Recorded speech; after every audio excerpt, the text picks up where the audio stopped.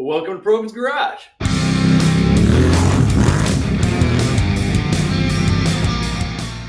All right, well, I've been waiting on a bunch of stuff for a while, a bunch of parts to come so I can start my next project, and I think I got enough stuff to get it going. Things have been taking a while to ship. This whole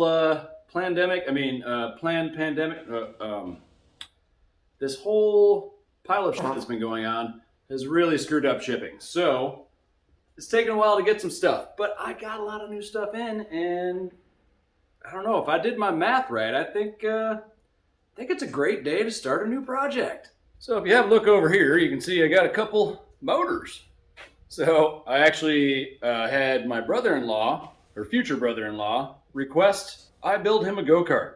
He said he heard about these Harbor Freight motors and how you could make them super powerful. So I said, you know what? All right. I went and got myself a couple motors. I mean, I can't build him one and not build one for myself. And if I'm going to build him one, he's getting the smaller one.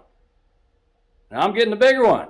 So this is a 212 and a 301 Predator motor. The first buggy or first cart I'm going to build is going to be out of the 212. And I'm just going to do a yard cart.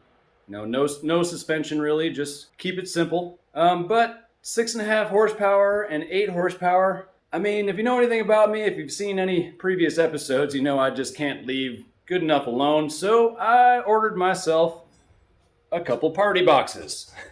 So I got billet parts going in both of these. We're going to take the governor off, and I got Mikuni style carburetors for them. Obviously, I got a better one for that motor. And this 6.5 should be somewhere between 15 and 20 when I'm done with it. And I don't know, 301, who knows? 20 plus, we'll see.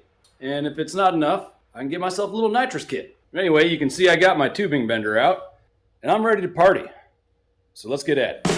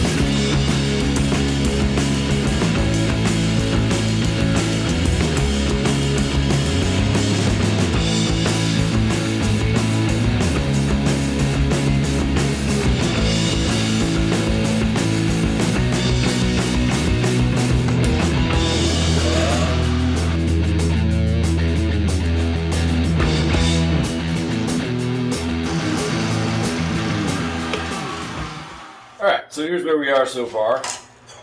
I didn't tell you what it is, but these are the front spindles, and they are going to attach onto this bar, and then these are what are going to hold the hubs. So I made a little recess in there, and I'm going to grind that flat, and then this will just sit in there nicely, and I'll know that it's centered on both of them, and it'll be a lot easier to get it square. So I'm going to get these welded together, I'm going to get this tacked onto here, and then we'll see if this thing goes together.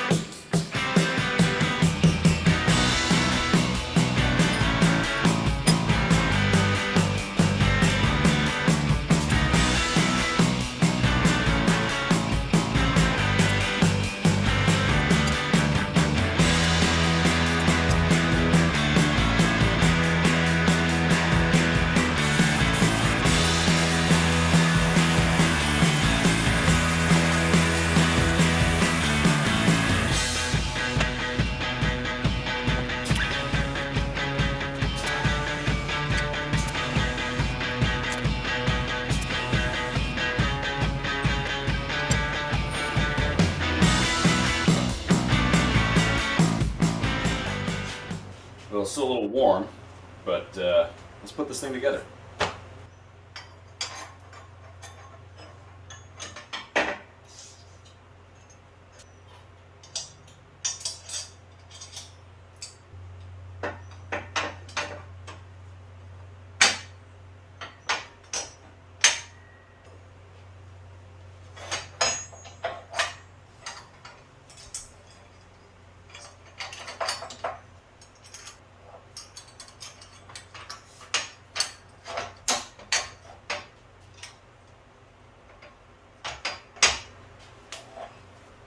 There we go.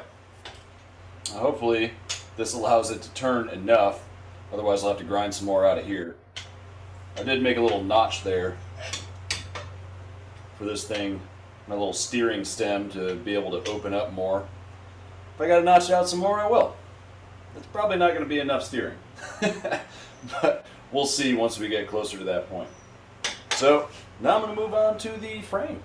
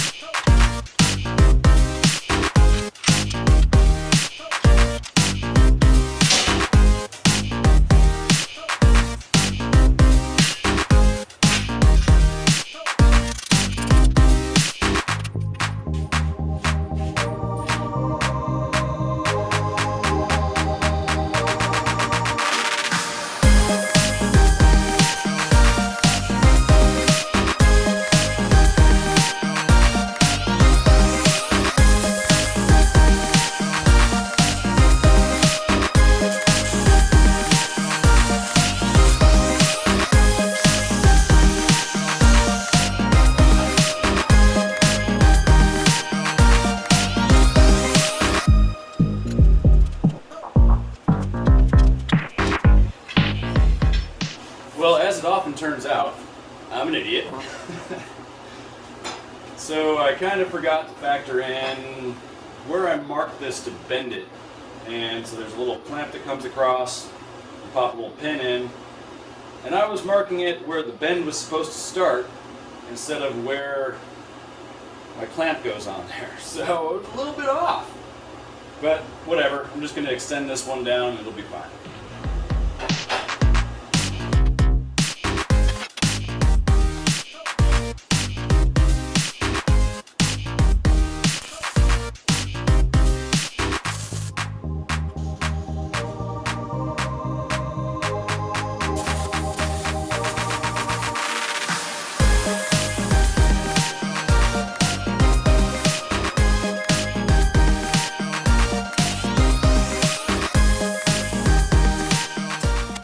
So we're making some pretty good progress here. I didn't build in anything for caster adjustment or camber adjustment or anything after this thing's all welded together. So I'm going to set my caster right now to about, I think, 7 or 8 degrees. And that should hopefully keep it pretty stable. I think it's mostly going to be used off-road, but it's also going to be driven around on the street. So I'm thinking 7 or 8 degrees should be pretty good. This thing may go pretty fast, so at higher speeds, a little more caster tilted back this way is going to help keep you stable at high speeds. So I think 7 or 8 is about right, so I'm going to go ahead and set it there and send it. Because adjusting it later isn't going to be easy. We can if we have to, but it's going to require cutting and re-welding. So I think we'll just go somewhere safe right now and see what happens with it. That looks pretty good. I think I'm going to tack her in place.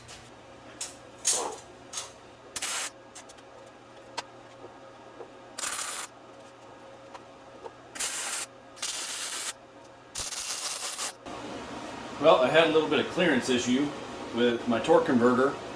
I was trying to mock that up, mock the motor up, and then see where the axle was going to go. And the torque converter was rubbing on the frame here. So I cut out a little piece, and I'm just going to weld that in backwards. And then grind it all smooth, and it should be fine.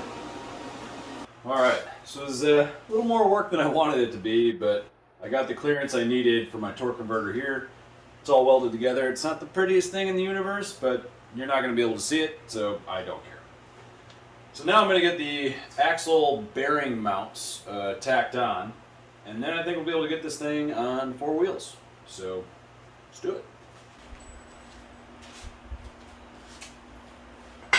So if you were wondering, I am planning on putting a rear brake on the axle as well. I'm waiting on some little hubs to come, and then I'm going to cut out my own rotor using the CNC plasma blaster over there. But that hasn't come yet. It's been delayed in shipping, so hopefully it'll be here in a couple days. But for now, we can at least get this thing together, and we can always add that on afterwards. All right. I'm liking where this is going so far. So I'm using golf cart tires, and they might not be rated for the speeds this thing is going to go, but you know, whatever. I like to send it. So one of the things I found is that this thing's sitting pretty high, and I think I got a pretty easy solution for that. I think I'm just going to make some bars that come down here and lower down for where the seat's going to mount, and then it should be fine. So I don't have hubs for the front yet. I'm waiting on some material for that. I'm going to make the hubs for the front. I couldn't make the hubs for the back because I don't have anything that can cut a keyway on an inside diameter, so I had to buy those.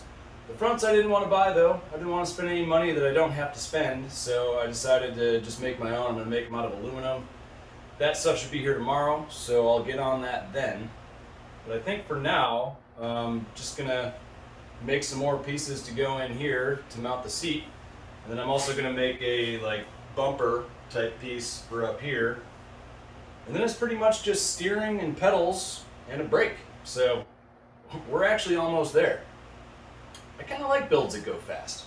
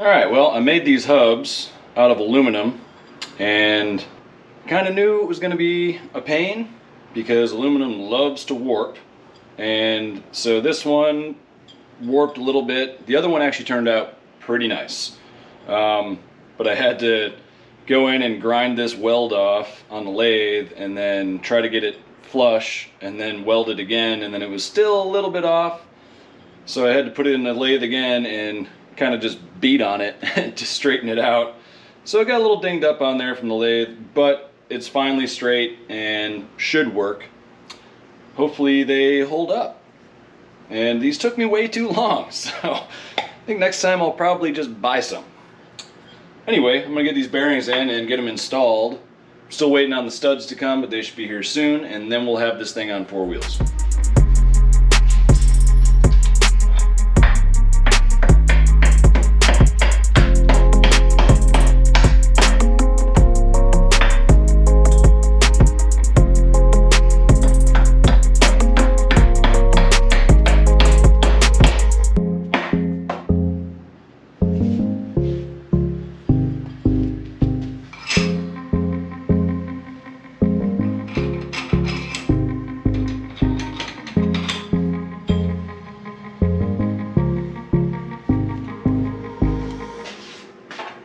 so my little hubs came in, and I cut this out on the plasma blaster, and so this is going to hold my brake rotor. Nothing like a nice tight fit. And brake rotor will mount onto there, bolt onto that. So I was going to make my own brake rotor, but I have so many sitting around, I figured it would be easier just to cut out a hub for one, or make a hub for one, and use one that I already have. So that's what I'm going to do. So I'm going to get this welded together and then get that installed.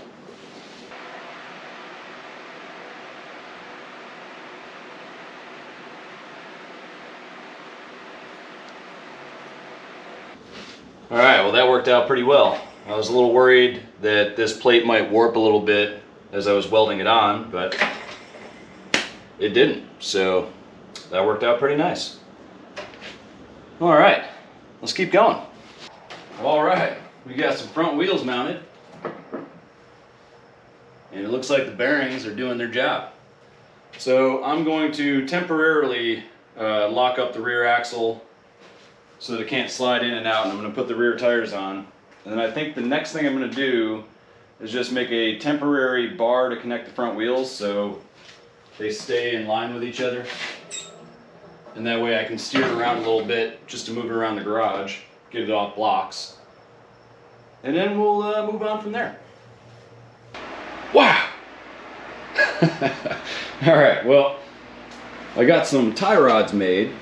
And I don't have my steering stem or wheel built yet, but this is at least tying these wheels together, kind of. I mean, it keeps them mostly facing the same direction, so it works for now just to kind of roll this thing around. Not that it's very heavy anyway, I mean, not a lot to it. But I also built the framing down here, which lowers the driver down to get the center of gravity a little bit lower to the ground. And I think it just kind of makes it look pretty cool.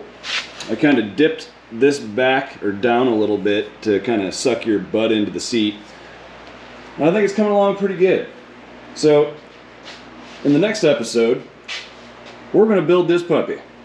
So I got a billet flywheel, a flat top piston, billet connecting rod, 26mm carburetor, 22-pound valve springs, a 265 cam, and a thinner head gasket. So this thing's really gonna make the potatoes. Well, thanks for stopping by. Hit that little subscribe button thingy down there if you want to see some more of this stuff. We'll see you next time on Provins Garage.